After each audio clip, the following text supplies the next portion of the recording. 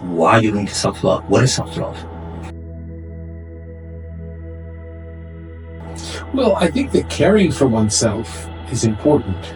We have to eat properly as we get older, do our exercises to remain limber and able to move. We have to rest. There are all sorts of things that we really must do in order to maintain the vitality that we need to work towards being able to be of benefit to others. To really indulge in self-love and to feel justified in a sort of selfish way of doing things is appropriate from a spiritual point of view.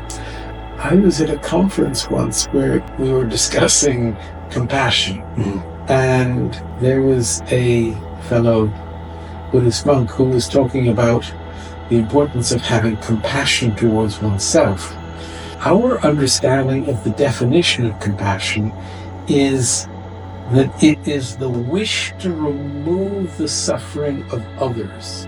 Now, in order to have compassion for others, and in order to have the wish to remove the suffering of others, we have to recognize the suffering of others. And the way we develop that recognition is by recognizing our state of suffering and recognizing how dependent we are on others for everything we have. If we recognize our own state of suffering and we recognize that others are no different from us, and we recognize how dependent we are on others, we will naturally have this wish to remove the suffering of others. What determines if it's self-love or it's narcissism? How do you distinguish it? As I presented it, the recognizing the importance of caring for ourselves in order to be able to benefit others is important. And so loving oneself and respecting oneself in that sense is valid. Indulging that is not. Everything there's a line between the two that we have to be attentive to. And So in other words, self-love is not selfish. Self-love can be selfish if it's self-indulgent, and if you care for yourself in order that you can be unselfish, you can act for others, that's good.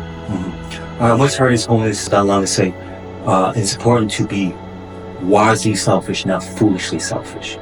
When His Holiness the Dalai Lama talks about wise selfishness, he's saying, if you understand the laws of karma, the laws of cause and effect, for example, the cause of wealth is generosity. The more generous you are, the more wealthy you will be in the future.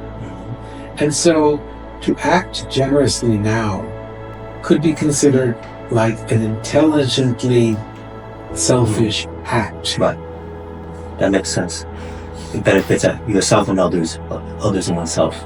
But it is said that if you engage in generosity with the idea that in the future you'll get something back, that's, as one of our teachers said, selfish. That's business. So how do you attempt to remove that? You attempt to develop the wish to help others out of the simple wish to help others, out of a recognition of their need, not out of a wish to get something out of it. That's still tinged with selfishness. That would be, yeah. But can that not still be the cause of wealth? You're still giving, but it's not 100% pure yet. Giving is the cause of wealth, yes. The mind is a tricky thing.